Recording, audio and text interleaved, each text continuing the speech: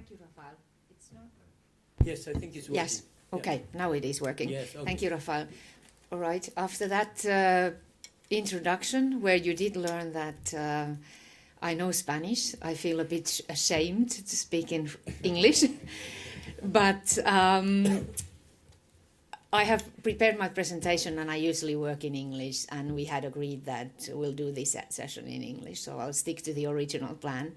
But I can take questions and discussion afterwards in Spanish, hopefully.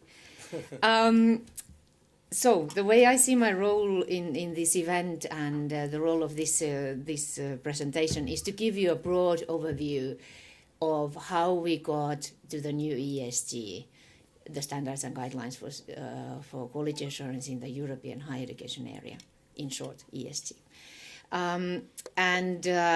What was the thinking of those of us who were involved in that process for the last 3 years? And then, while doing that, I am going to finish by talking about the part one, the internal quality assurance of the higher education. But I'm not going to go into the part 2 and 3, which are more perhaps relevant to the quality assurance agencies, although part 1 is part of their job as well, because we have agreed with Maria that this is a way to avoid repetition in this presentation. And before I go to the topic itself, while I'm looking at you, I am painfully aware that in the course of last 2 and 3 years, quite a few of you have been listening to me talking about this process. I see quite a few familiar faces from one event or another, and I apologize if I'm repeating myself, but in all honesty, the process hasn't changed so much since the ESG was adopted. So basically, what we can see at the moment in Europe is the following. We have very different approaches to creating national quality assurance systems. The last Bologna implementation report that was published the same day as the ministerial meeting took place last month states again that there is a clear trend in the national quality assurance systems towards institutional approach at the expense of program accreditation.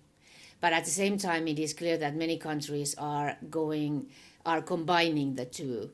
There are more and more countries who say that if an institution has a well-developed internal quality assurance system, then they don't have to go through program accreditation. But if they don't have that, then program accreditation is still there. So the diversity prevails. We have accreditation, evaluation, audit systems in Europe. And the fact is that all these systems seem to be, at the moment, let's say, or large majority of the systems, are aligned with our ESG. For instance, the agencies have undergone the reviews, more and more of them, and shown their compliance with the ESG. But in addition to having standards that come from ESG and practices that come from ESG, there are a lot of national characteristics still. And Spain is one of the countries where national characteristics prevail. So, in all honesty, we don't have one single European quality assurance system, and I'll come back to that later. We also see that higher education institutions more or less have internal quality assurance systems and policies in place. But this is a development that has happened in the past 10 years. And it's not very clear how efficient these systems are and how well they work. And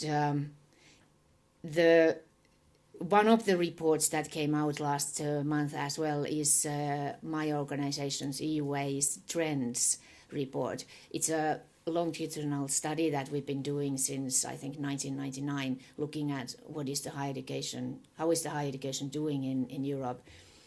And the report that we came out last month, Trends 2015, again shows that across the Europe, institutions said that quality assurance has been one of the most remarkable reforms in their system. and in their own institution. That quality assurance, together with internationalization, remains high priority for institutions. So there is still work to be done there, and that was acknowledged by the institutions. So what do we talk about in Europe when we talk about the European quality assurance framework? This discussion usually takes place in the framework of Bologna process. And the developments really started in 2005, which is 10 years ago, with the first standards and guidelines, which has already been mentioned. Since then, there have been other developments, and where we have ended up right now is that a month ago, indeed, the new revised ESG was adopted. And the ESG still remains a shared commitment by the different stakeholder groups and the governments towards quality assurance, and stipulates in a way our shared understanding of how this should be done in Europe. So what's the purpose of this ESG document? According to the new revised version, we have 4 purposes for this document. And this was a long debate. What is the document about? Should it do everything for everyone? Should it fix all the problems of higher education, or do we focus on quality assurance? And we decided that we focus on quality assurance. So the ESG is supposed to provide us all with a common framework on how we do quality assurance, shared principles. We're supposed to do it more or less the same way while acknowledging the diversity. They enable assurance and improvement of quality in higher education. This wording was carefully developed, in all honesty. The idea being that they enable, they don't ensure the assurance. It's still up to all the agencies to do the real job. The document at European level can't do that. And what is important is for us in daily life is that it's not only about assuring the minimum standards, it's about improvement as well. And improvement is, I think, more highlighted in this new version than it was in the previous one. We're supposed to improve higher education continuously with our work. The ESG aims to support mutual trust. It does it by doing the 2 first ones, for instance, having a common framework. The idea being, if we do things more or less the same way, and we know that the neighbor is doing the same way, then we can trust each other's outcomes as well. And finally, of course, they provide which seems, the last one seems very obvious, but it is also important that the ESG provides information on how we do quality assurance. Those of us who work on quality assurance, we know how we do it, but it is clear often that the politicians or students or the public at large outside our little circles, they don't necessarily know how we do it. At least we have one document where we show what we have agreed, how we should be doing it. So why did we revise the new version? Especially as, why did we revise the 2005 version? Especially as everyone thought that it was a very successful document. I'm certain that you have in your work noticed that it has created changes in your own environment. Well, first of all, agencies have been developed. Agency staff has been reading the ESG and trying to comply with it and put it in practice. In simple words, as we did ask the different constituencies around Europe feedback on the 2005 version, we did get a feedback that it needed clarification, first of all. It was not clear. For instance, the purposes I now highlighted were 4. And I think in the previous one, there were on 2 different pages a set of purposes. There were about 8 purposes. And who knew what the order of those purposes was? So there was a need for clarification. And the other thing was that by the time we started the revision in 2012, a lot had happened since 2005. There had been 7 years of Bologna reforms in many countries, and also our understanding of what quality assurance is supposed to do in that context had changed. You will see one clear example in a minute on national qualification frameworks. So what happened is that in 2012, 7 stakeholder organizations were invited to revise the ESG.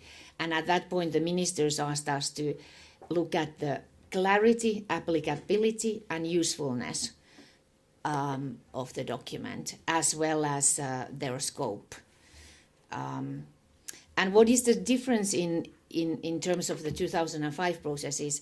That, as was said, ENQA was in lead in 2005, and the other E4 organizations, EUA, my organization, EURASE, which represents the other higher education institutions, and ESU, which represents students in Europe, they were kind of collaborating with ENQA.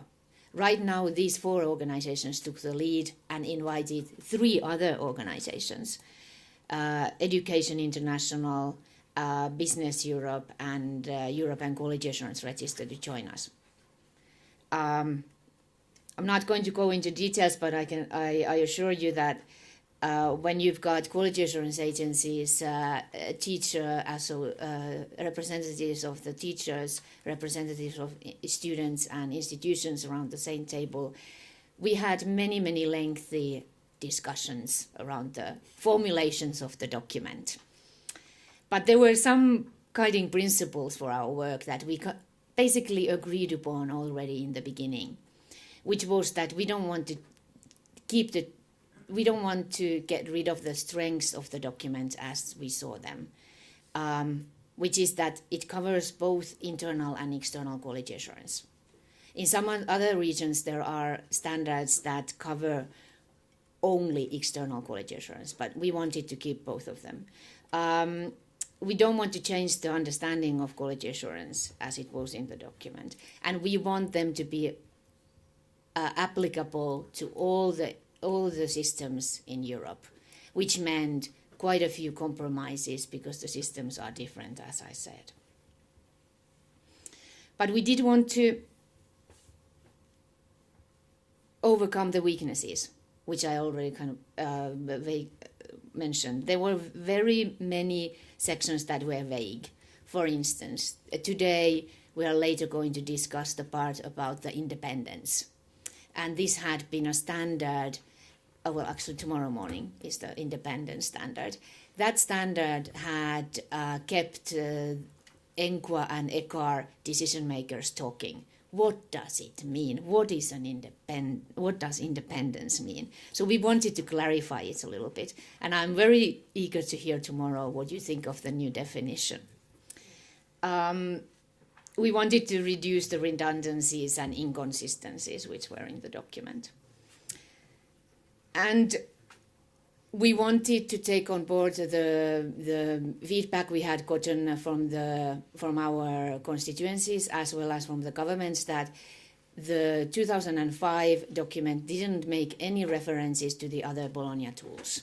So there was a clear conscience that it would not get accepted if we didn't refer to, let's say, qualification frameworks. We wanted to make sure that this would be also looking forward. In other words, that it would be a little bit challenging to everyone, while not being too challenging or frightening to anyone. And therefore, there was this fine balance of changing it, but not changing it too much. Keeping it challenging to everyone, but not making everyone change completely their course. There were many moments when we thought that, oh no, we cannot say that, because if we define independence. If we define independence in a certain way, we can see that 10 agencies are right away not independent anymore. Or there were all the standards had something that we decided that this will basically say that most of Europe will no longer be compliant. And that's not the point either. The point is to push everyone to further develop a little bit. As a result, the principles for European quality assurance also were reduced to 4, which are not very new. These ideas were in the old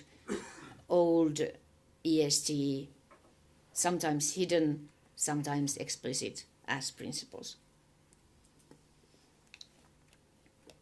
Of course, for my organization, representing the universities, the first one is always the most important one, which means higher education institutions have the primary responsibility for quality assurance. Agencies are there to support, to assure that institutions take care of this responsibility. Quality assurance is supposed to respond to the diversity of systems, programs, and students. This is why we could not develop a document which would tell everyone exactly what to do. There needs to be room for interpretation. We didn't want to come up with a very descriptive document on how quality assurance is carried out. Quality assurance needs to aim to the development of quality culture, and at the same time it needs to take on board expectations of stakeholders. The last one has become more and more important and was clear in the revision. It became clear to us in the revision that ministries and governments are more and more interested in this document. I was not around when 2005 version was adopted, but I've been told that there was not that much discussion in the Bologna follow-up group about the document. It was basically a proposal and everyone said, okay, sounds good. This time around we got a lot of continuous feedback from different governments and ministries saying, this you should do this, you should do that, we want this and that to be changed. So that it had there is a lot of expectation towards quality assurance, and I know that you probably know that in your own daily work as well.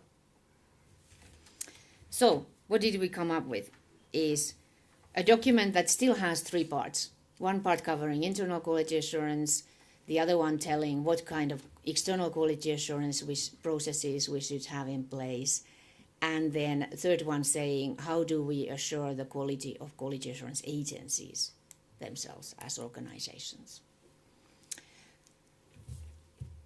The revised ESG focuses on teaching and learning, with its link to the learning environment and research activities.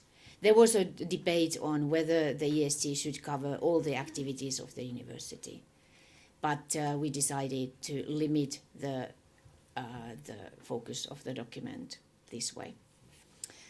But we did explicitly this time write down that the ESG are applicable to all higher education, all types of higher education, institutions and higher education, no matter what the mode of delivery is, for instance, whether it's degree or lifelong learning studies. If it is higher education, ESG covers it.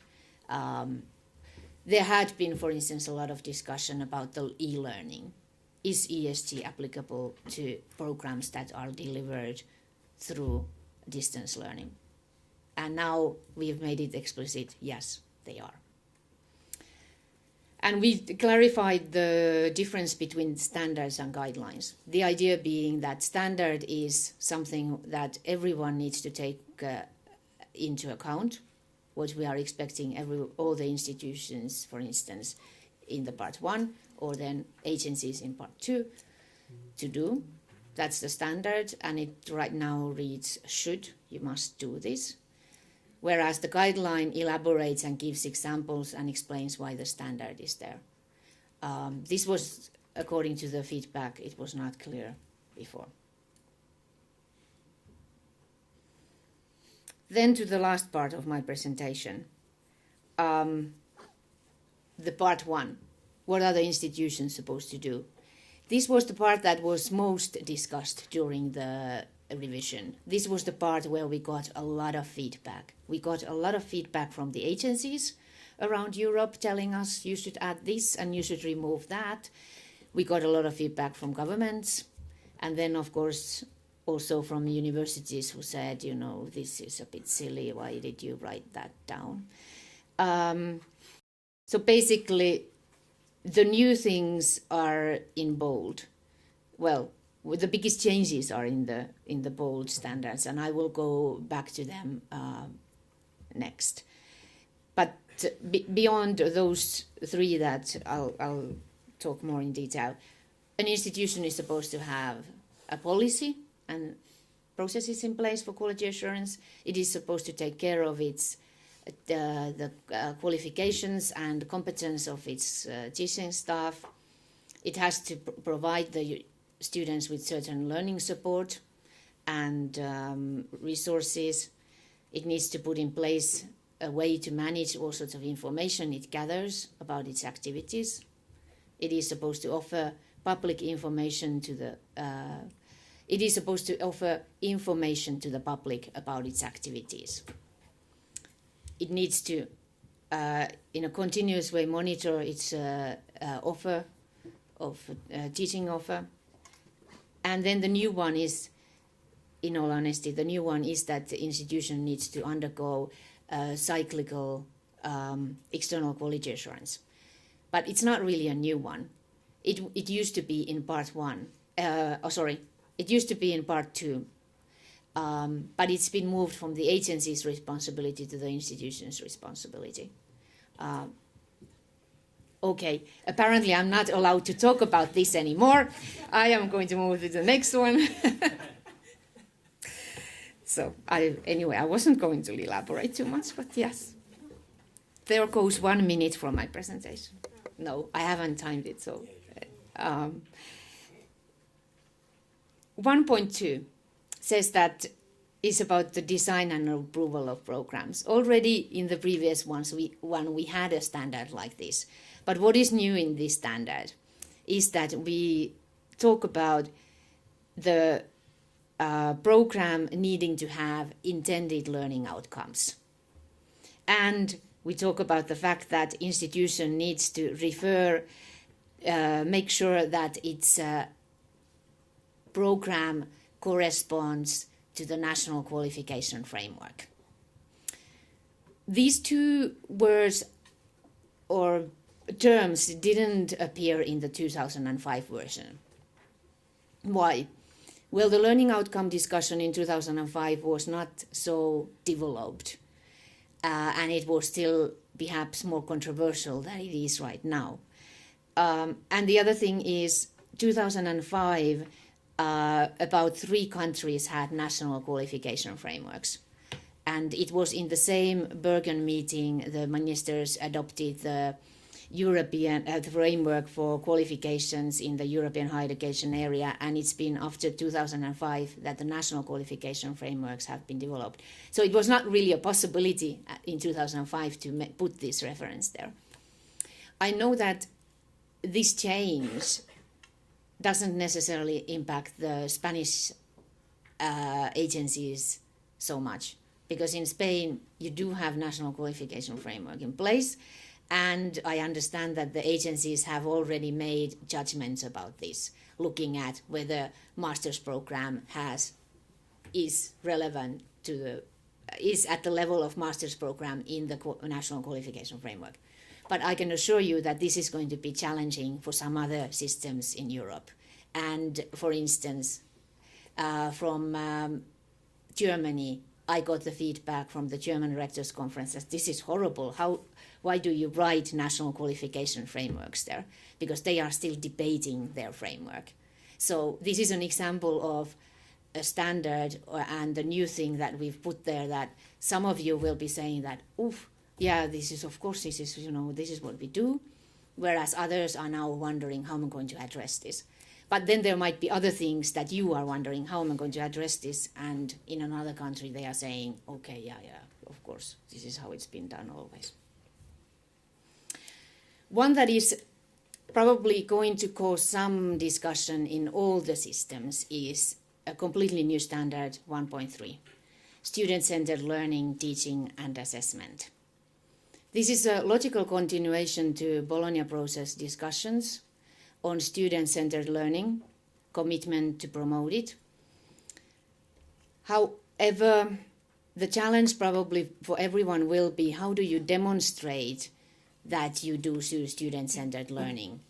Oh, this is more for institutions. How do I demonstrate it? And then for agencies, how do I evaluate if institution is really doing this? During the revision process, I was in some of the agency events, and agencies already launched the discussion about how do we address this. And I don't have a clear answer to that, but it will be interesting to see how this will be addressed, and I think perhaps Maria already has some responses to it. Not completely new in the ESG, but still something with some components added. In standard 1.4, we made it clearer that institution really needs to think about a degree program in a way that you have a student who comes in. They are supposed to progress smoothly in their studies, provided they put their own input there. Recognition has been challenging, whether it's recognition for admission purposes or recognition of study abroad periods. And then in the end, the student is supposed to be smoothly graduating and getting a certification. This has not been evident in all the systems, that you're supposed to design it so that it is possible. In some systems, you've still got a very professor-oriented curriculum where necessarily things are not well planned, or for a variety of reasons, student admission is not working properly. But here is the highlight of thinking of it also from a student perspective, that they come in, they're supposed to graduate well. Just 2 weeks ago, I was in one country where they have, due to political situation, they've had actually challenges in providing the students with proper certifications sometimes in the end of the studies. So they've had students who graduated but don't have any sign or proof of it. So just to conclude, what I can see is that there is in the new version, there is a new focus on institutional capacity to take charge of the quality. The question is, are all the higher education institutions and systems ready to take on board this challenge and respond to this and take charge of the quality? There is a new focus on students and student involvement. And I guess the challenge in the future is how to make that meaningful and not only something that you do on paper, you put students here and there just because they need to be there, but that it would really give added value. And then what became clear in the ESG revision process, and it is hidden here and there in the document as well, is the need to pay attention to the role that higher education plays in promoting employability of the graduates. This is probably partly due to the financial crisis, but regardless of the crisis, it is a justified expectation from the ministries that higher education institutions need to think about. But at the same time, we should strike a right balance between the different roles and purposes of higher education. Ensuring the employability is not the only reason why we offer higher education. So